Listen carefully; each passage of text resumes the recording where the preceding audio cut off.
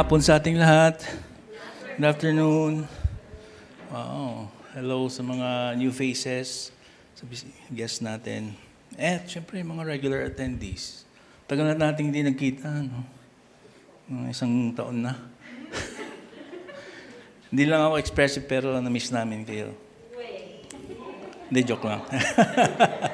Hindi tuloy alam ko ano yung totoo. Last week, wala po tayong service. At may nagtanong sa akin, valid naman yung tanong. Kasi unusual para sa church ang nagka-cancel ng hindi lang isang service, kundi services. Naalala ko na gawa na natin itong once before. Pero sabi ko, ang tanong niya, paano daw ibibigay yung announcement? Kasi very unusual nga. Di sabi ko, maging open tayo. Para meron akong illustration sa Sunday. Joke lang. Well, hindi ko pa alam yung topic noon. And sabi ko maging transparent tayo. May health reasons, availability. Kasama ako doon. Hindi ako available dahil may work. At siyempre may mga family events. Nagsabay-sabay. And so, pinaspone natin. Pero, once in a blue moon, hopefully, soon, maging regular na yung ating services. Kasi nga, yung doon sa ating mission, sabi doon ay to lead people into a growing relationship with Jesus Christ. Yan yung ating pinaka-mission. Medyo hindi pa kasi organized yung church, non-sectarian tayo, just to be open. Hindi rin tayo connected o attached sa ibang mga churches. Sinubukan natin yun before, dahil din sa ating mission at vision, ang statement natin ay to lead people into a growing relationship with Jesus Christ. Yan yung pinaka-reduced version. Kasi para madaling i-print, memorable, mabilis i-transfer, mabilis i-memorize nga.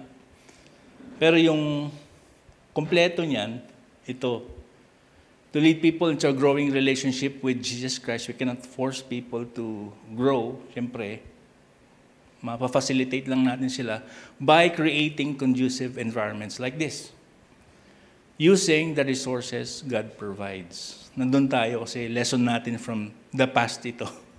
Base doon sa binibigay ni Lord na provision. Yung team, availability, resources, funds, manpower, kasama nga doon sa volunteers. Pero yun nga po. Nung chinek ko yung meaning ng transparency sa Google, doon tayo sa topic, ready na tayo. Ang sabi dyan is the quality of being easily seen through.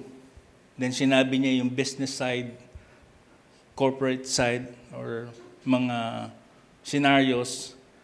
Parang nakakahilo yung meaning. Walang concise meaning. Vague siya. The quality of being easily seen through. Parang hindi transparent si Google. Bitin. Siyempre, tinignan ko rin sa Oxford Dictionary at mga iba pa, wala. Compared sa word na art, dahil yung art ang hirap pong i-define din before, it took them time para magkaroon ng concise, comprehensive meaning. Pero nakita ko itong meaning, article na ito about it. Sabi niya, transparency is a concept with multiple dimensions. Parang may multiverse. Parang si Doctor Strange o si Spider-Man or Marvel. Ang daming mga dimensions. It includes aspects of accountability, openness, ethical behavior, and governance. The multifaceted nature makes it challenging to pin down a single comprehensive definition. I-define natin yan kasi nagbabago po yung expectations. Maraming iba-ibang expectations, norms sa social, sa political, sa organization. Ang dami kahit sa loob ng church. Nag-iiba po yung expectations. Kaya daw, yung meaning niyan, kung i-define nila, it is still evolving. Hindi, no? Nag-evolve pa. Walang concise na meaning, a particular meaning. Ang hirap daw i-pinpoint. Kaya pala itong topic na to is very misunderstood. Pag sa banking, napakadaling intindihin. Medyo. Merong yellow line, may borderline. Dahil sa security reasons, do not expose o do not tell your PIN number. Pag may nagtanong kung ilan yung income mo, magkano, huwag may bibigay yung exact number, bigay mo lang percentage. Diba? Ang dali, walang hard feelings, walang no-offend. Pero ipasok mo po sa friendship, sa context ng relationships, business, kahit sa family, at saka church, dito rin sa church. Very complex yung dynamics. Kasi it will involve yung famous, o yung FWs, o yung 5 Ws. Yung when, who, why, where, siyempre kasama na rin yung how. So halimbawa, ito po tayo, yung sa gitna, hindi lang siya practical if you'll be completely transparent sa mga tao, hindi rin siya appropriate, hindi rin siya wise. Halimbawa, meron tayong isang loved one, merong serious illness. And then, grabe yung diagnosis at yung treatment na ibibigay, hindi kwento doon sa inner circle, doon sa kanilang circle of influence, closest people. Ay, syempre, closest people. Then later, shinare doon sa mga friends, acquaintances, external or extended family network. Kinalat, tapos pinost pa sa social media. Siyempre, magiging concern sila dun sa tao. Lahat naman tayo will feel sorry dahil dun sa diagnosis. Pero magtatanong, magpapapap yung mga questions. Magkakaroon ng sari-saring opinion. And then may mga unsolicited advice. Minsan awkward na. Wala na sa lugar. At instead of focusing dun sa remedy, focusing doon sa establishing yung support system, wala na, pressured tayo dun sa labas. Hindi siya practical, hindi rin siya wise. Halimbawa, itong isang friend natin, nag-decide na maging super open. Kahit private matters or family matters, isi-share niya sa buong group, sa lahat ng friends, classmates, yan. Pati kahit hindi ka kilala, isi-share niya. Of course, pagdating doon, dito sa labas ng circle na ito, mga others, iba na yung kwento. Mas malala pa kesa doon sa original. Alam na natin yung story from famous people at sa friends natin, gossip. Halimbawa, kung itong friend na to, o tayo, nag-decide tayo na to be fully transparent sa social media. Lahat ng angle, lahat ng aspect or elements ng daily living natin, sige, i-share ko lahat. Opinions ko, yung mga topics na tulad ng controversial topics, family matters. Alam na natin yung story niya. Pag nangyayari po, cyberbullying. And then, instead na nakafocus ka sa iyong studies, halimbawa, doon ka, nasa online conflicts, online debates. Nasaan na si kuya? Nasaan na si ate? Ayun, nakikipag-debate doon sa kanyang hindi kakilala. Nauubos yung oras natin. Hindi nga lang siya practical, hindi rin siya wise na maging transparent. Kahit din sa story po natin, personal experiences.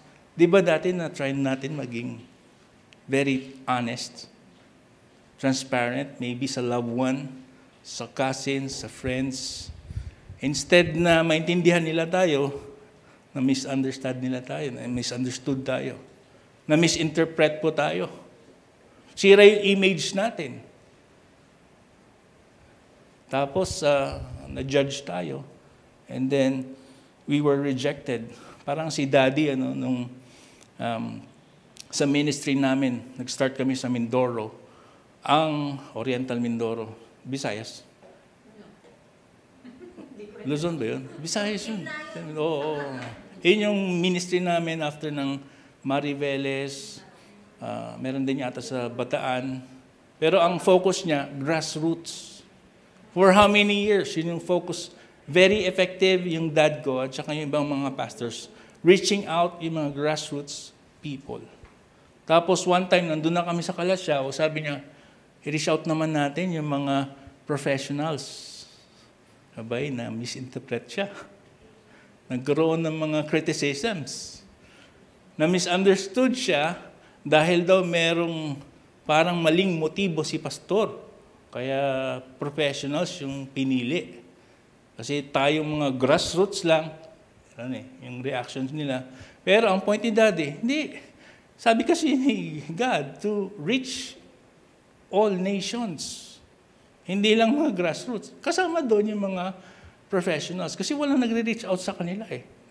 Yun yung mga reason niya. Pero anyway, kanya-kanya tayong story. May mga ganun tayo. We tried to be transparent and yet we were misinterpreted.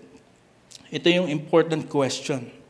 How do we navigate the fine line between being open and exercising wise discretion?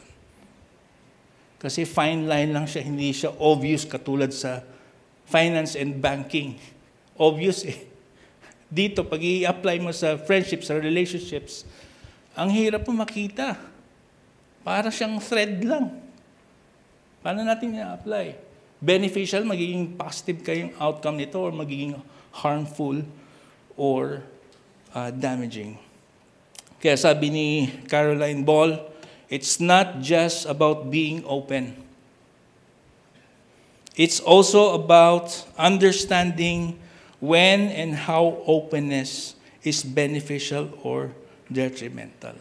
Tignan natin kung beneficial ba ito or harmful or damaging sa atin. Ito po yung talagang gusto natin, what we desire in our lives. We all seek connections and the ability to relate to others. We want to connect, we want to relate. Kaya sabi ni Rick Warren, we were created for community. Kung sa Christian perspective, God created us in His image. Bago pa yung creation, God was already a relational being, relational person. Andun na si God the Father, God the Son, and Holy Spirit. Kaya yung original design niya sa atin is to connect, to relate. Kaya kahit siguro hindi tayo nagbabuy-in po doon sa psychological aspect, hindi ko kilala ito, mga batang ito, siguro yung mga taga dyan lang. Pero may license tayo sa picture na to. Baka sino-sino na lang pinapos, pero may license tayo dyan. Pero kahit nung bata pa lang tayo, alam na natin, we were designed that way to connect and to relate. At sa psychological aspect, kahit sa mga scientists or mga sinasabi ng mga data or findings na if you are living alone or you lack community or isolated ka, magkakaroon ka ng mga mental health challenges. Totoo yun for most people. Kaya, we were really created, we are social creatures by nature. Doon sa next na point na sabihin ko, yung tinatawag na boomers na generation, baby boomers. Yung generation before that was the silent generation. Yun yung during the World War II. Then after noon, kaya silent eh. After noon, andyan yung mga baby boomers. Ang gusto nilang gawin, 1946 to 1964, ang gusto lang nilang gawin is to find a job mag-settle down, and to relax. Enjoy nila yung privacy nila. Ayaw nila maging ganong open. Private lang. Pero yung emerging generation, Generation X, Millennials, Generation Y, at saka yung bago ngayon, Generation Z, and then Alpha. Ang gusto po nila ay hindi lang magtrabaho, but to be part of a job that matters. To do something that matters. That is, kung gusto mo mangyari yun, you need to be part of a community. To connect. To relate. Ganun po ka-importante po yun. And to be able to authentically connect, kailangan po ng trust. Because the foundation of authentic relationships and connections is building of trust. Gusto mo maging successful ang iyong relationship, marriage life, your friendship, gusto mo maintain, kahit sa business. Kung gusto maging successful sa business, you need trust with your customers. Kahit, alam mo, nagputag pa ng website, tapos meron kang digital products or physical products. Kahit ano man yun, you need to build or establish it around trust. Yung transparency breeds trust. Ito nga lang po yung problema doon. Trust takes years to build, but just a hint of suspicion can destroy it. Hindi, no? Ilang years mo binild yung friendship o kung anong romantic relationship na yun. And then just a hint of suspicion. Suspicion meaning yung perceived hypocrisy. Perceived na inconsistency. Perceived lang, hindi pa sure. Wala pang proof. Hint lang naman siya, kahit maliit lang na hint. Na meron pong selfish motive, it can destroy yung relationship. You just allow it. Kasi yung kabaliktaran ng transparency is secrecy. Secrecy breeds suspicion. Gusto mong masira yung growth ng kahit ano, business, relationship, sirain mo yung momentum, yung growth development, progress, i-allow mo lang suspicion to work in that. Yung trust will fade. Kaya ang sabi sa Bible is this, Ephesians chapter 4 verse 25, si Apostle Paul nagsulat, ini-encourage tayo, kahit hindi si Apostle Paul, marami mga authors sa Bible, ini-encourage tayo to be honest, to be truthful, to be open and transparent. Pero hindi lang yan. Ini-encourage tayo to be wise. Itong si Apostle Paul, sinulat niya itong letter sa Church of Ephesus, mga Christians yung mga yun, of course, and nag-start pa lang sila. And ini-introduce, nire-remind ni Apostle Paul, ito yung Christian ethics. Sabi niya dito, therefore, each of you must put off falsehood and speak truthfully to your neighbor, for we are all members of one body. Si Christ yung head, tayo po yung body, yung kanyang church. Nire-remind niya to speak truthfully. Sabihin niyo nga sa katabi niyo, speak truthfully. Yeah. Walang conviction. Tagalog natin. Magsabi ka ng totoo.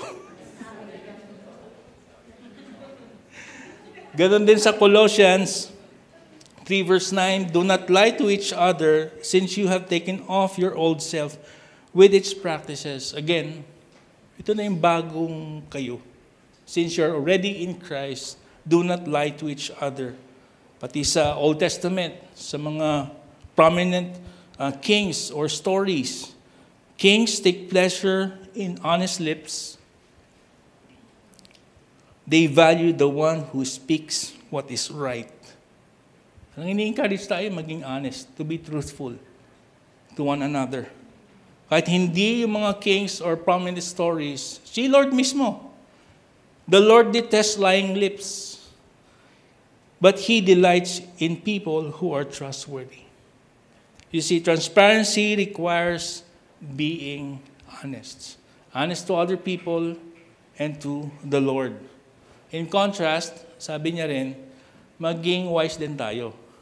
Hindi lang maging transparent and truthful and honest. We need to be sensible. Proverbs chapter 12, verse 23, the prudent keep their knowledge to themselves, but a fool's heart blurts out folly. Narinig na natin to sa last talk. Prudent, someone who is wise. Meron siyang magandang judgment. The prudent keeps their knowledge to themselves. Ibig sabihin, hindi niya dinidisclose lahat. Merong self-restraint, may discretion. Hindi niya sasabihin lahat ng alam niya. If you want to be wise, you want to be transparent, pero may line. Tapos, sabi niya, but a fool's heart blurts out folly. Yung mga fool, hindi nila nakikita yung connection sa past, sa present, sa future. They just blurt out what is folly. Folly meaning yung kabaliktaran ng pagiging prudent. Sasabihin lang nila kung anong nararamdaman nila. Sasabihin na lang nila kung anong gusto nila, anong feeling nila. Kahit na masaktan yung tao, sige, mura dito, mura dyan. Paninira dito, pananakit dyan. Honest ako sabi nila. May kilala tayong mga ganyan. Without even weighing yung words, yung impact ng words. Sige lang ng sige. Tapos, i-accept nyo lang ako, ganun ako Diba? Pero hindi. The prudent keep their knowledge from themselves. Merong pagpipigil sa sarili. Kaya si James, brother of Jesus Christ, si James, sabi sa chapter 1, 19 to 20, you must understand this, my beloved. Let anyone be quick to listen, slow to speak, slow to anger. For your anger does not produce God's righteousness. Na-mention ko na to. Pag yung emotions natin high, yung wisdom natin low. Iwasan natin magsalita kapag tayo galit. Yung balikan natin yung verse kanina. Pati yung someone who is just blurting out kung anong gusto niyang sabihin. Pero mo, yung sasabihin niya yung point niya, once or twice. Tapos, sasabihin niya ng ilang version, like 11 times, 12 more times. Iisa lang naman yung gusto niyang i-point out. Kaya ang sabi din sa Proverbs, in the multitude of words, sin is not lacking, but he who restrains, yun yung word natin, he who restrains his lips is wise. May discretion. May self-restraint. Nagiging sensible ka, nagiging wise ka. Hindi mo lahat nire-reveal. Maging transparent ka, pero you're also being wise. Mga talkative. Alam niyo kung paano niyo protektahan yung inyong sarili? To stay out of trouble now and in the future, iwasan niyo yung mga talkative people. May iwasan niyo yung mga pitfalls, common pitfalls sa loob ng relationships. Kaya yan. Yung katulad sinabi ko kanina, multiple of words, hindi more likely meron kang sasabihin na harmful, masakit. And sin is present. Kaya pag nagsabi ka ng isang version, pangalawang version ng inyong gustong sabihin, ng inyong point, you stop talking. Hindi mo na kailangan i-elaborate pa at damihan pa ng ilang mga versions. Parehas lang naman yung point na sasabihin nyo. So, ito po yung main point natin. Transparency requires being very honest and wise. Gusto niyo mag-connect authentically sa mga relationship? If you want to be successful sa mga relationships, sa business, sa church organization, be very honest. Brutally honest. But you need also to be wise, sensible, para maiwasan niyo yung mga common pitfalls and troubles. Ito yung mga specific applications. Telling the truth means what you say is true, but it doesn't mean everything true needs to be said. Kasi people assume na ang nangyari po ay, hindi, dalawa lang yung sides niyan. Either honest siya or secretive. Pero pag truly honest ka, sasabihin mo rin, this is not the appropriate time na sa i-open itong subject na ito. This is not the appropriate place na kailangan sabihin ito. That's being, hindi yun pagiging secretive. Pagiging wise din po yun because you are looking for the right time and the right place. First application, be thoughtful about the timing, the people involved, and your approach to sharing information. Ito yung mga situations where full transparency might not be wise. At the wrong time, to the wrong people, in the wrong way. Yung first one, at the wrong time. Kapag tumawag ka sa friend mo o special someone, ng 4 a.m., 5 a.m., very obvious. Hindi yun yung right time. Magre-resign ako sa work bukas. Today, 4 a.m. pa lang. May nasabihin. That's not the right time. Or meron kang isang friend na very overwhelmed na sa mga problems na kinaharap. Siguro natanggalan siya ng work, nagkasakit yung father niya, nagkaroon siya ng breakup, tapos narinig mo yung challenging news. Tapos pupuntahan mo siya, and then overwhelmed na siya sa maraming problema. That's not the appropriate time na mag-share sa kanya.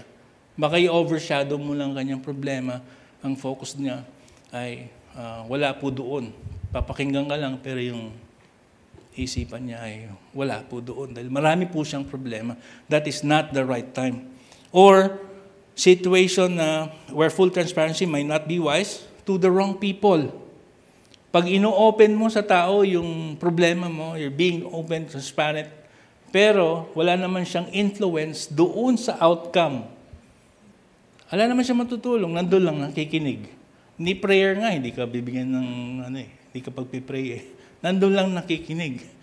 And then walang influence sa outcome. Or that person, meron po siyang history of being a gossiper. May background siya na hindi siya trustworthy. Huwag mong i-open. Kasi sasabihin niya sa madlang people. Or wala po siyang ganong understanding or context doon sa pinag-uusapan. Hindi niya kilala yung tao, hindi niya kilala yung course, hindi niya alam yung background, family background, failures, successes. Kasi i-explain mo pa sa kanya ng mahabang-mahaba para makuha niya, saka siya magbibigay ng advice. Sabi dyan, yun yung situation where full transparency might not be wise. May exemptions. Pero, sinasabi niya, might not be wise. Ganun din, in the wrong way, where when you're communicating yung parang issue, at tapos nagbibuild lang siya ng suspicion. Nagtatanong na sila dahil may binigay kang facts, pero baka hindi ka pa sure na accurate. Or, nagsabi ka, you were transparent sa tao, pero may mga ibang taong nakaharap. May embarrass tuloy yung tao. Papayain mo yung tao. Hindi po yun appropriate time. Pipili ka po ng oras. Ganun din sa church. Alam niyo sa mga churches, ang laging naging issue sa conflict, division, pera. We're really grateful sa church na wala pa tayong naging issue doon sa funds. Pero sa iba, very common, may isang member nagtatanong paano hinahandle yung funds, tapos ni-report sa mga congregation, sa mga members, naging suspicious yung mga members. Ang dapat po doon, sabihin niya directly doon sa financial officer or sa stewardship team. And then magmi-meet po sila para mabigyan ng action o mag-clarify. Yun po yung appropriate. Kaya, ito pa yung mga situations where full transparency might not be wise. Sabi sa Bible, Ecclesiastes chapter 3 verse 1, 3 verse 7, basahin niyo yung full verse sa Bible. For everything there is a season, and a time for every matter under heaven, a time to be silent, and a time to speak. Hanapin mo yung right timing. Hindi lang patungkol sa kung anong information sasabihin mo, kundi how and when. Number 2, when it's the proper time and you're among the right people group, be very open. Paano maging open? Ito po yung 3. You share what you know, share what you see, and share what you feel. You share what you know. Yun po yung inyong role to give clarity. Bigay niyo po yung insight na reliable. Kaya hindi lang yung, okay lang, madali lang maging honest. Bago kayo mag-meet up, pag-isipan mo yung mga words na gagamitin mo. Yung mga facts para mabigyan mo ng context. Bigyan mo ng introduction. Hindi, alam mo ba, ganun agad. Tapos ando na yung pinaka-meat ng story. Hindi pa niya alam yung, wala pang introduction. Sinabi mo na agad yung conclusion. Kaya pag-isipan mo rin, you're putting yourself doon sa kanyang place. Ano kayang response niya pag papakinggan niya for the first time yung sasabihin ko? Ano kaya yung mga questions niya? Share what you know. Next, you share what you see. I-admit na natin, i-acknowledge natin na lahat po tayo, iba yung perspective natin sa buhay. Iba yung viewpoints natin. You need to share what you see. Kung saan, where you're seated, where you're standing, iba yung nakikita mo. Pag father ka, hindi mo ma-expect si wife na makikita mo yung nakikita kasi ang position mo sa house, isa kang father. Ganon din, pag teacher, hindi ka naman teacher. As a teacher, you need to explain yourself and to let them know what you see. Kasi what you see will influence what your concern is. So, yun yung dapat natin gawin. By sharing your perspective, you provide context, broaden others' understanding, and help expand the range of issues they're about. Next, you share your feelings. Medyo, maging sensible kayo when you share your feelings. Hindi yung umiiyak na hindi ka naiintindihan. Yung parang K-drama or teleserye, pag nung umuwi ka na, ano nangyari? Ewan ko, basta lang umiiyak. Parang natin matutulungan, umiiyak. Pero it's really okay to share your feelings. If you're sad, let them know. I-express ninyo. When you're frustrated, it's okay. Kahit Christian ka, it's okay to let them know how you feel. If you're lonely, let them know you're lonely. Kasi they will appreciate you kapag nasa composure ka, may postura ka pa rin kahit na may problema ka. Ma-admire kayo. Oh, sana all. Pero they will connect to you if you express your emotions. Ayun naman kasi yung dinidesire natin to really have yung authentic connection. Kaya okay lang i-share. Kaya sa group namin, sa small group namin, ni-encourage namin yan. Ewan ko ba? Sa small group namin, mas maraming mga iyakin kaysa dun sa mga ladies. Hindi. Pero, blessing yun. Bihira yun sa mga guys, no? Diba? Kasi, anong gagawin natin? Magiinuman bago ma-express yung sarili. Ganun ang nangyayari. Ang nangyayari kasi doon sa mga ganung situations, di ba, tagay-tagay. Tapos ang nangyari po ay bidahan. Diba? Si lolo ko, wala ka sa lolo ko. Sabi niya, bidahan. Walang expression of feelings. Later na yun, nag-aaway na sila. Yun yung pinaka-expression ng feeling nila. You see, the greatest missed opportunity for many is the mistaken belief that being always strong, wise, and confident earns love admiration and appreciation. Well, paminsan-minsan, pag nakita nila yung skills mo, yung strength mo, sana all. Na-appreciate ka. Pero yung in reality, baliktad. Mas mamahalin kayo, and people will respect you if you share your weaknesses. You're just a regular, normal, everyday person. Kaya hindi nag-workout yung pag nagbibidahan nga doon sa lolo-lolo. Express ninyo. Kaya sabi ni Apostle Paul, listen to this. My grace is sufficient for you, for my power is made perfect in weakness. Therefore, I will boast all the more gladly about my weaknesses. Hindi po si Lolo ulit. Yung weaknesses natin, vulnerability natin, doon nakikita yung power and grace ni Lord. So that Christ's power may rest on me. That is why, for Christ's sake, I delight in my weaknesses, in insults, in hardships, in persecutions, in difficulties. For when I am weak, then I am strong. Si Lord, hindi siya fan ng mga superheroes. Nakikita niyo yung mga prominent characters sa Bible na kanyang ginagamit. Mostly, mga normal, weak, everyday person. Fishermen. Farm boy. Si David. Si Moses. Nahihirapan sa stutter sa kanyang speech. Yung mga ginagamit ni Lord. Yung disciples niya, fishermen. Yung tatay niya, karpintero. Kaya saan siya pinanganak? Si Jesus Christ. Sa sabsaban. Manger. Kainan ng mga hayop. Hindi, Lord, sana doon namin sa mga may spotlight. Mas maayos pa nga dito sa stage na bakit pa doon? Kasi yun nga, very profound about Christ and about God. Doon siya nag-i-stay.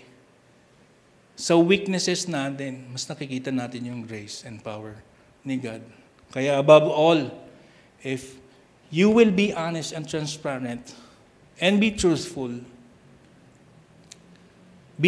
with God and to yourself. Hindi ka naman i-reject ni Lord eh. Una muna kay God. Hindi ka naman i-judge. Wala ka rin may tatago kay God. Sabihin mo yung mga weaknesses mo. Sabihin mo mga pains, struggles. Of course, pati mga praises. Lord, I'm very thankful for this blessing. Wala kang may tatago. And doon naman yung hinahanap niya eh. Next, if medyo challenging na maging honest sa ibang tao, maging transparent sa kanila, at least be transparent to yourself. Be honest to yourself. Sabi ni Carolyn, transparency is not just about revealing information. It's about why the information is disclosed. Ano ba yung intention mo? Bakit mo sinishare? Ano ba nga talaga yung intention mo? Why do you want to be transparent and be honest? Bakit mo i-share yung information? Pero hindi lang yung information kasi yung nandun sa balance. Why? Tanongin mo yung sarili mo. Bakit mo i-share ito? Para maghanap ng kakampi. Para ma-encourage, at least may burst out ko yung nasa dibdib. Sabihin ko yung nangyayari sa aking buhay. Why? Pero yung first na question mo, tanongin mo yung sarili mo ng why, hindi pa yan yung tamang sagot. Usually, yung first question, first time na tinanong mo sarili mo, yung reason na yon is the right answer. Kasi alam mo yung paano sagutin.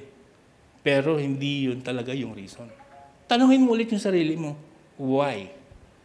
Really? Yun ba talaga yung rason? Bakit ko isi-share sa kanya yung problema? And if you will know the truth, yung truth na yon, yung insight na yun will give you the insight to do what is right. You see, it's not what we say, it's who we are that really matters. Hindi about the information, na gusto mong sabihin. Kundi if you're really living the truth, may consistency, may integrity. As I close, i-share ko lang doon sa nag-start ng company. Medyo bago sa akin yung company. And then, sila Aga, si Pao, ano yung pangalan? Tito Vic and Joey, tsaka si Jimmy Santos. Yan.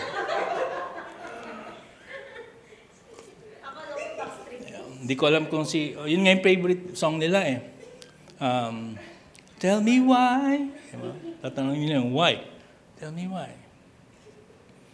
Ano yung sasabihin ko? And then, nung nag-a-apply ko sa Upwork, nag-spend ako ng medyo maraming para makabili ng credits, para makahanap ng client. Wow, ito na yun, sabi ko. Nagkaroon ng interview. Siyempre, na nosebleed pa ako, napa-English. And then, sa Los Angeles. Las Vegas. Oo nga, na-share ko na pala sa kanila. And then, maganda yung offer, malaki. Wow, ito na yun. Ang schedule ng work namin, Tuesdays to Fridays. 6 hours a day. And then, sabi ko, sige, game. Tapos sabi niya, ang videos na gagawin nyo, i-advertise nyo yung club. Club, sabi ko. So magbibigay sila ng explicit images, videos, pabagandahin pa namin ha. Tapos, nireport ko sa boys, sa Backstreet Boys, sabi ko, wala na tayong Tuesdays. Hanap na lang ulit tayo later. Hanggang Wednesdays na lang at saka Fridays. Hindi naging maganda yung story. Kasi walang guarantee when you tell the truth na yung outcome laging maganda. Pero at least, I was honest kay God and I was honest sa aking sarili. Hindi naging maganda. Pero nakita namin, wala kaming idea kung ano yung trouble na naiwasan namin. Biro nyo, nag-church kami dito, tapos weekdays, yun yung ini-edit namin.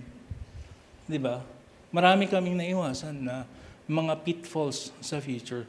Si Lord lang nakakita. So we're really grateful for that. Kahit ganun po yung outcome na nangyari. Pero yun nga, maging transparent lang tayo. We must be true also kay God and to ourselves.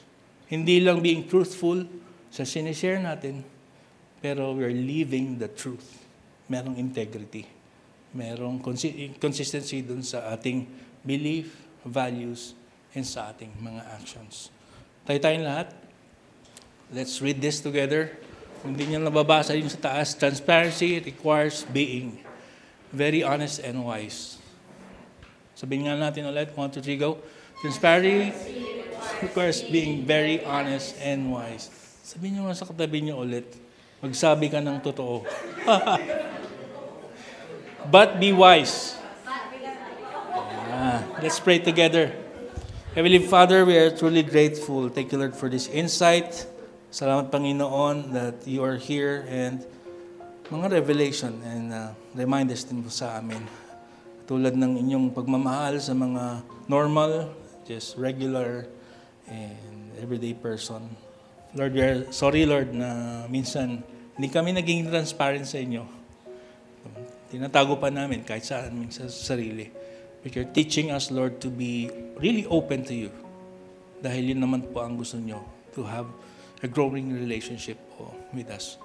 Salamat for your power and your grace. Help us, Lord, to be really confident, also in sharing our weaknesses to one another.